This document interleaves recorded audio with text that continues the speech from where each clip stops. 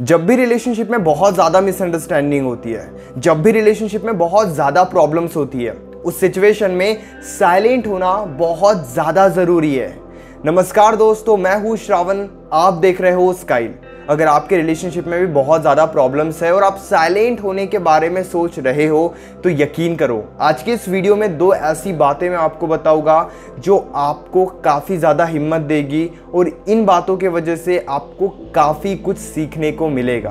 अगर आपके रिलेशनशिप में भी एक ऐसी प्रॉब्लम है जहाँ पर आप पार्टनर को समझाने की कोशिश कर रहे हो, पार्टनर समझने को तैयार ही नहीं है और आप कंफ्यूज हो, मुझे रिलेशनशिप में किस तरीके से एफर्ट्स डालना चाहिए, अगर मैं साइलेंट हो जाऊं तब भी पार्टनर को फर्क ना पड़े तो, या फिर क्या मुझे मूव ऑन करना चाहिए, या फिर साइलेंट होने के बाद पार्टनर मूव ऑन कर लेगा।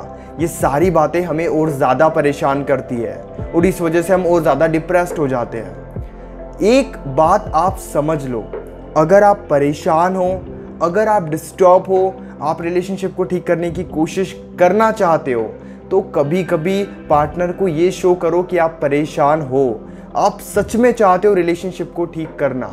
अब आपके मन में ये बात ज़रूर आई होगी कि हम तो ऐसा ही कर रहे हैं, हम तो पूरा डिस्टर्बेंस पार्टनर को शो कर रहे हैं, हम तो चाहते हैं कि सिचुएशन ठीक हो जाए, हम तो चाहते हैं कि पार्टनर हमें समझे, इसीलिए हम पार्टनर को समझाने की बहुत ज़्यादा कोशिश कर रहे हैं। जैसे कि मैंने कहा है कि पार्टनर को कभी कभी डिस्टर्बेंस भी शो करना चाहिए ताकि उन्हें भी उनकी गलती रियलाइज हो, उन्हें भी सिचुएशन को समझने में काफ़ी ज़्यादा हेल्प हो। लेकिन यहाँ पर एक बात आप समझने की कोशिश करो, डिस्टर्बेंस शो करना और उन्हें डिस्टर्ब करना, इसमें काफ़ी ज़्यादा फर्क है।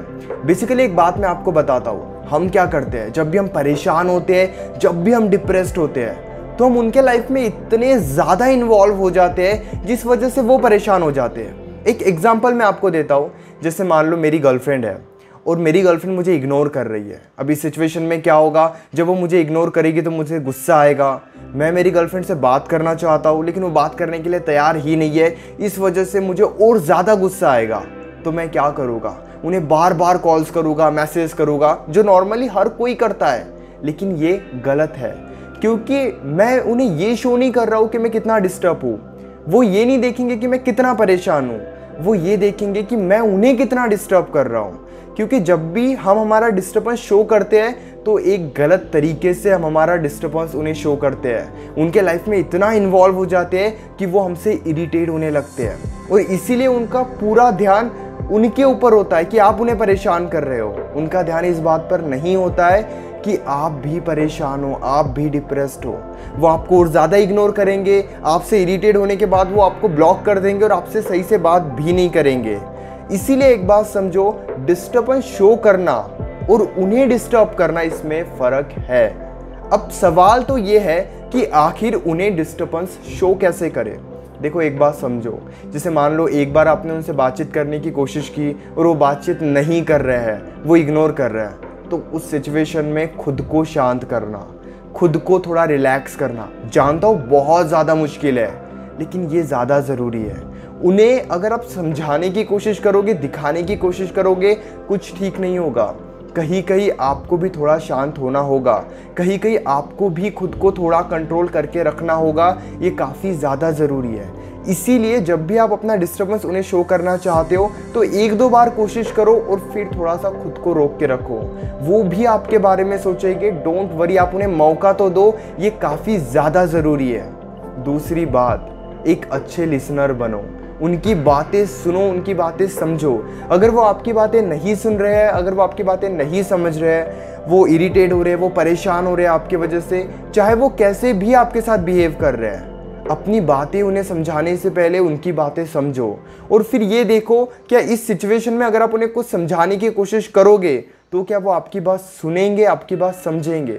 क्योंकि कई बार हमें पता होता है कि चाहे हम कितने भी अच्छे से उन्हें समझाने की कोशिश करें, वो नहीं समझेंगे, वो हमें ही ब्लेम करेंगे और हमसे बिल्कुल भी अच्छे से बात नहीं करेंगे। तो इस सिचुएशन में हमें उन्हें नहीं समझाना है। लेकिन हमें ये समझ में कैसे आएगा क्या वो हमारी बात सुनने के लिए तैयार है या फिर नहीं है। एक बार उनसे बातचीत करने की कोशिश करो, फिर ये देखो कि वो उस पर कैसे रिएक्ट करते हैं, वो अच्छे से बात करते हैं या फिर नहीं। ये काफ़ी ज़्यादा ज़रूरी है। थोड़ा टाइम लग सकता है सिचुएशन को, 10-15 दिन आपको रिलैक्स होने के लिए टाइम देना पड़ सकता है, लेकिन टाइम दो, ये काफ़ी ज़्यादा ज़रूरी है। कुछ टाइम के बाद आप ये देख सकते हो कि वो आपकी बातें सुनने के लिए, समझने के लिए तैयार है या फिर नहीं। क्योंकि अभी अगर सिचुएशन बहुत ज़्यादा ख़राब है और अभी अगर आप उन्हें समझाने की बहुत ज़्यादा कोशिश करोगे तो ट्रस्ट मी, कुछ भी ठीक नहीं होगा। आप और ज़्यादा परेशान हो जाओगे, आप और ज़्यादा डिप्रेस्ड हो जाओगे। इसीलिए दो बातें याद रखो। सबसे पहले, उन्हें डिस्टर्ब मत करो क्योंकि आप डिस्टर्ब हो। दूसरी बात, जब भी आप इन्वॉल्व हो रहे हो, जब भी आप उन्हें समझाने की कोशिश कर रहे हो, ये देखो क्या वो समझने के लिए तैयार है या सुनने के लिए तैयार है।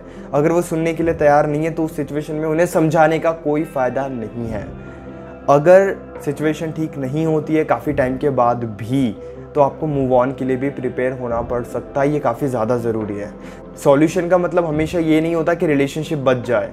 कई बार टॉक्सिक रिलेशनशिप से मूव ऑन करने पर भी हमें ध्यान देना पड़ता है, लेकिन उससे पहले अगर आप एफर्ट्स डालना चाहते हो, जैसे मैंने बताया उस तरीके से आप एफर्ट्स डालो, आपको ज़रूर फ़ायदा होगा। अगर आप अपनी प्रॉब्लम डायरेक्टली कॉल पर मुझसे डिस्कस करना चाहते हो तो पेड कंसल्टेशन के लिए आप मुझे इंस्टाग्राम पर या फिर व्हाट्सएप पर मैसेज कर सकते हो। और इसी तरीके के और भी अमेजिंग वीडियोज़ देखने के लिए चैनल को ज़रूर सब्सक्राइब करना।